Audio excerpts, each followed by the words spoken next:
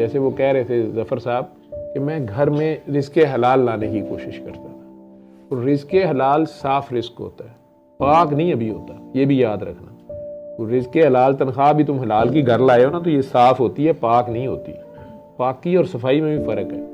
तो साफ़ रिज़्क आप ले आए हैं, अब उसमें से आप अगर अल्लाह के नाम पे किसी को खिला दें, किसी को पिला दें, किसी को पहना दें और फिर खुद खाएं पिएं और पहने, तो ये पाक भी हो गया। अल्लाह पाक को बीच में शामिल कर दिया ना, अल्लाह पाक का हिस्सा पहले निकाल दो, ठीक है, फिर ये पाक है।